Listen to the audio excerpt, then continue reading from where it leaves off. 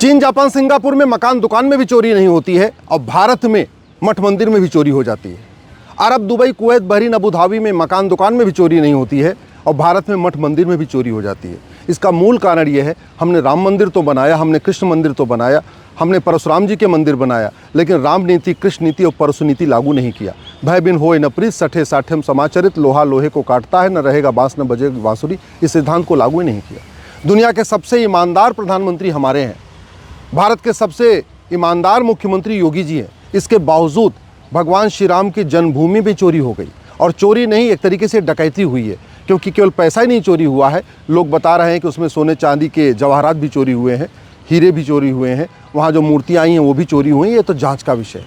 लेकिन चोरी जो हो गई है, क्या जिन लोगों ने चोरी किया है या डकैती किया है, इसमें किसी की सिटीजनशिप खत्म होगी क्या? नहीं, क्योंकि ऐसा कोई कानून तो है ही नहीं। क्या जिन लोगों ने राम मंदिर में चोरी किया है, इनको आजीवन कारावास होगा क्या? नहीं, ऐसा कोई कानून नहीं है। क्या जिन लोगों ने राम मंदिर में चोरी किया, इनकी सिटीजनशिप खत्म होगी क्या? बिल्कुल नहीं, ऐसा कोई कानून नहीं। राम मंदिर में चोरी और सामान ट्रेन में चोरी एक बराबर जैसा है।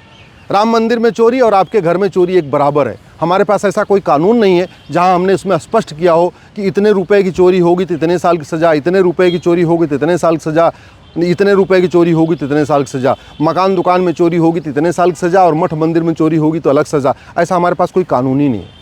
और कानून घटिया होता है तो कितना ही अच्छा मुख्यमंत्री हो, कितना ही अच्छा शासक हो, कितना ही अच्छी सरकार हो, भ्रष्टाचार कम नहीं होता है। दूसरी बात, जब हमारे पास और भी ऐसे हैं विषय, और भी हमारे मंदिर चल रहे हैं सरकार के कंट्रोल में, तो हमने वहाँ की बेस्ट प्रैक्टिस क्यों नहीं अडॉप्ट किया? हमने क्यों नहीं सुनिश्चित किया कि पूरे जो नोटों की गड्डियाँ हैं वो ट्रांसपेरेंट एक शीशे की दीवार में गिनी जाएंगी, और जो लोग गिनने जाएंगे वो अंडरवियर भी नहीं पहनेंगे, सिंपल धोती पहन के जाएंगे, ना ऊपर बनियान पहनेंगे, ना नीचे अंडरवियर पहनेंगे, सिंपल धोती पहन के जाएंगे। ये व्यवस्था हमने क्यों नहीं किया? दूसरा, करेंसी को अलग अलग सेग्रीगेट करने के लिए हमने प्रॉपर व्यवस्था क्यों नहीं किया? तीसरा, हम कैश में डोनेशन ले क्यों रहे? जब सब कुछ डिजिटलाइजेशन हो गया है तो हमने वहीं जगह जगह स्टिकर क्यों नहीं लगा रखा है? पूरे जहाँ से दर्शनार्थी गुजरते हैं हर 10 मीटर के ऊपर एक स्टिकर लगा दें और वहाँ पे ऑनलाइन डोनेशन की व्यवस्था कर दें। कैश आएगा नहीं, न रहेगा बांस न बजेगी बांसुरी। अगर कैश ही नहीं आएगा तो लोग चोरी कैसे करेंगे? एक और भी व्यवस्था कर सकते हैं, ऑनलाइन में भी हम उसको सेग्रीगेट कर दें कि आप जो डोनेशन दे रहे हैं वो भगवान के लिए दे रहे हैं, या स्कूल कॉलेज खोलने के लिए डोनेशन दे रहे हैं, या हॉस्पिटल बनाने के लिए डोनेशन दे रहे हैं, या यूनिवर्सिटी बनाने के लिए डोनेशन दे रहे हैं, या गौशाला बनाने के लिए डोनेशन दे रहे हैं, वहाँ पे गुरुकुल चलाने के लिए डोनेशन दे रहे हैं। इसका भी हम सेग्रीगेट कर देते हैं कि वहीं पे आदमी आराम से अपने आप सेलेक्ट कर ले कि या गरीब बच्चों की शादी विवाह के लिए डोनेशन दे रहे हैं, जिस मद में डोनेशन दे रहे हैं उस मद में डोनेशन जाए, उससे हिंदुओं का कार्य भी होता रहेगा। और सबसे इम्पॉर्टेंट ये, एक भी जब मस्जिद सरकार के कंट्रोल में नहीं है तो हमारे मंदिर सरकार के कंट्रोल में क्यों नहीं है? क्यों है? एक भी चर्च सरकार के कंट्रोल में नहीं है तो हमारे हज़ारों मंदिर, लाखों मंदिर सरकार के कंट्रोल में क्यों है? क्या केवल हिंदू ही भ्रष्ट होते हैं? और अगर हिंदू भ्रष्ट होते तो सरकार तो चला रही, तो यहाँ भी भ्रष्टाचार हो गया। इसका मतलब अगर आपको लगता है केवल पंडा पुजारी भ्रष्टाचार करते हैं तो सरकार ने टेक ओवर कर लिया, ये बहाना है कि नहीं करप्शन हो जाएगा। तो करप्शन तो ऐसे ही हो रहा है। कहाँ नहीं करप्शन हो रहा है? किस मंदिर में करप्शन नहीं हो रहा है? सरकारें जहाँ मंदिर में चला रही हैं, जहाँ मंदिर पर उन्होंने सीईओ बैठा रखा है या कोई चैरिटी कमिश्नर बैठा रखा है, वहाँ भी लूट हो रही है, वहाँ भी भ्रष्टाचार हो रहा है। सबसे बड़ा एग्जाम्पल तो भगवान श्री राम का मंदिर है। यहाँ क्या क्या हो रहा है?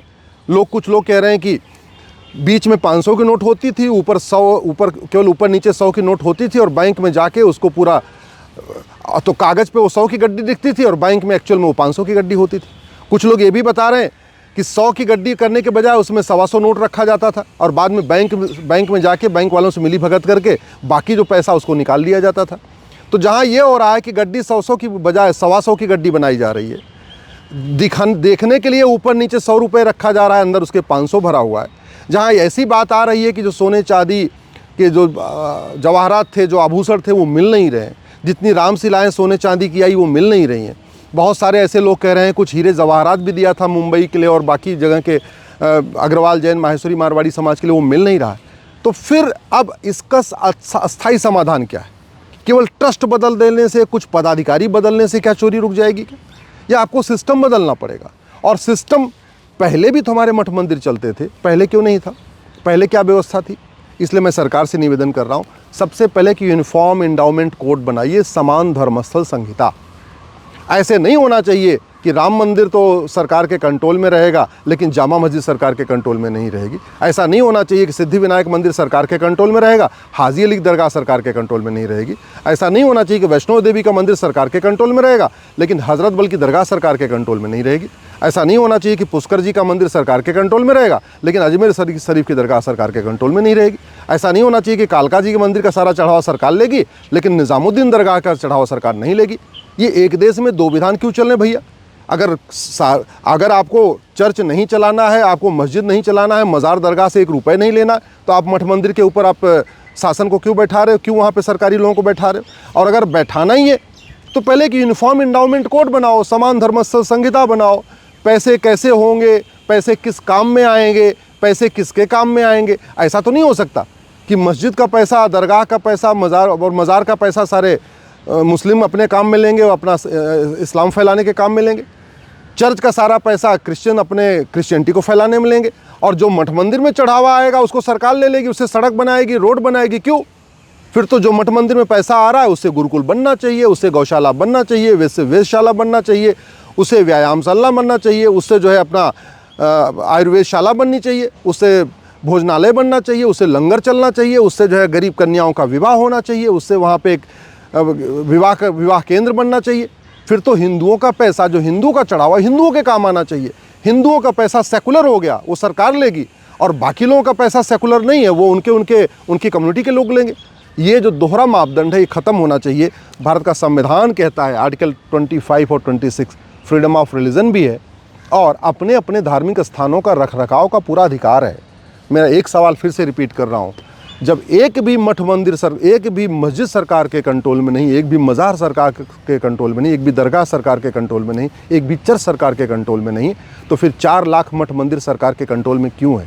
सरकार जब मज़ार, दरगाह, चर्च से और मस्जिद से 1 रुपये नहीं ले रही है तो हमारी लाखों करोड़ की प्रॉपर्टी पे, मठ मंदिरों की, सरकार क्यों कब्जा करके बैठी हुई है? अब समय आ गया है यूनिफॉर्म एंडाउमेंट कोड बने, दूध का दूध पानी का पानी हो, और अगर चलाना भी है तो उसका भी एक ऐसा प्रोटोकॉल होना चाहिए, और साथ ही साथ चोरी, डकैती और लूट को जघन्य अपराध घोषित करना चाहिए।